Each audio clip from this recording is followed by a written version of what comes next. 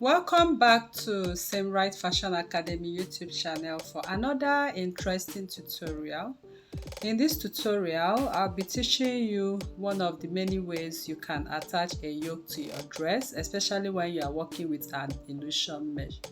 So here you can see you are going to sew it like a top. You sew your illusion mesh like a top and you wear it on your corset. So once you wear it on the corset, the next thing we are going to do is to secure it with your pin.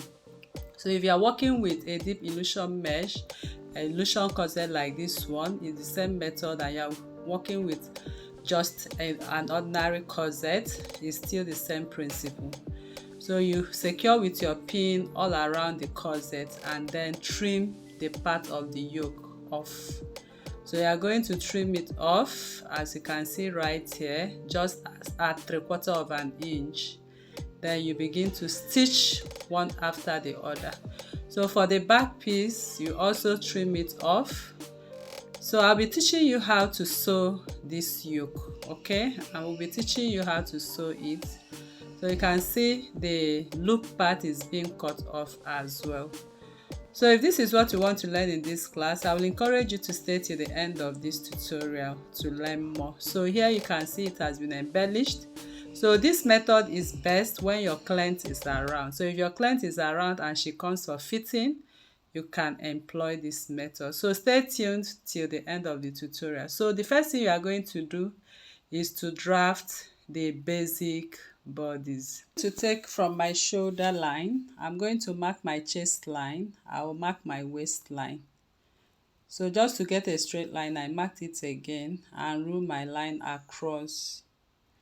So this is my center front, and I'm going to mark 3.5 for my neck width and 7.5 for my shoulder divided by 2, and I came down by 1 inch and connected a straight line.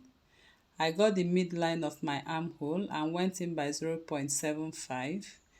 I marked my bust divided by 4 on the chest line and my waist divided by 4 on the waistline. So I'll connect them and connect my armhole accordingly. So the neck depth I'm using is just 3.5 inches too. So you can alter your neckline if you want. So this is all for it. So for the back bodies, I'm going to connect my 1 inch depth of neckline and I'll come in by 0.5 for my armhole. So I'm drafting everything back and front on this same pattern. So you can see what I have there. The pattern is ready, but because we are working with tulle, just snatch it by 1/2 inch. So I went in by 1/2 inch because the tulle can actually stretch. So this is my tulle. You can see the stretchy part of it. I'm going to use it on the horizontal, and the part that is not stretching, I'll place it on the vertical.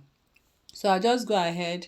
This is front and back, center front and center back. So I'll just cut from the snatched part of this pattern. So there's no dart to this at all. It's just the tulle, and at the end of the day we are going to cut it off, just as you saw in the video right there. So here I place my fabric into two and fold it again because I'm going to stitch the neckline. I'll have a lining for it and a fabric for it. So I placed it very well and placed my pattern. So I don't really have enough tulle for this project, so I decided to not to use up to my half length.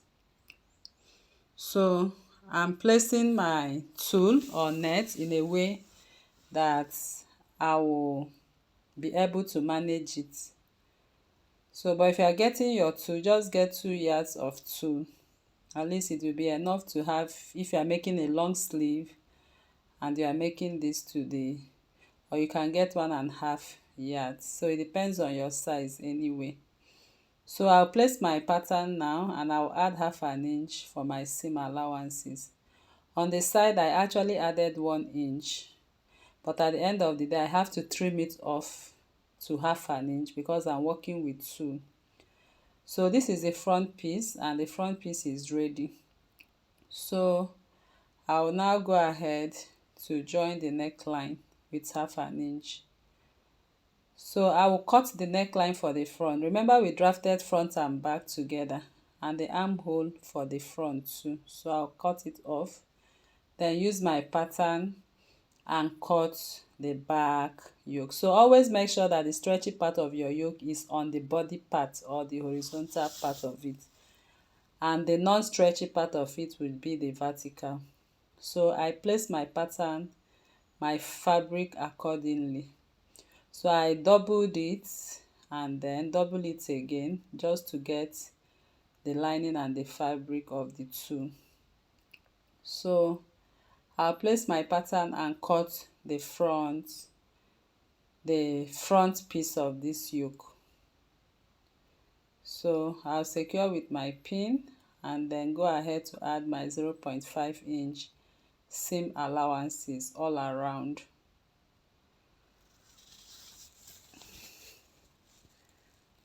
So I'll add 1/2 inch on the neckline. On the shoulder I added 1/2 inch like that, so I'm done. 1 inch on the side, that is my seam allowance.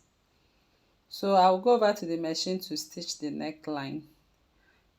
So after stitching the neckline, please reduce the seam line. I did the same for the front piece as well.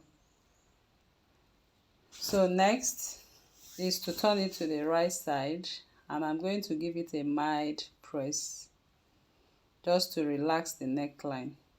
So here I'm done relaxing it. I'll put them together to sew the neckline. So I just pick these two together. You can see how I'm matching it. I'll put 3 together and use 1 to wrap it. So sometimes I secure with my pin at the edge of the neckline so it relaxes nice before I stitch. After stitching, I reduce the seams. So that is how to sew the body parts. I reduce the seams for both. So the shoulder seam line is ready right now with the neckline. You can see what I have. Next is to put front and back together. So I put front and back together and I'm going to stitch at the 1 inch I added. So I'll arrange them because there are 4 pieces right there. So I'll just go ahead and reduce the seam at 1/2 inch too. So I cut to make sure the front and back is together. So the yoke part is ready. Next is the sleeve.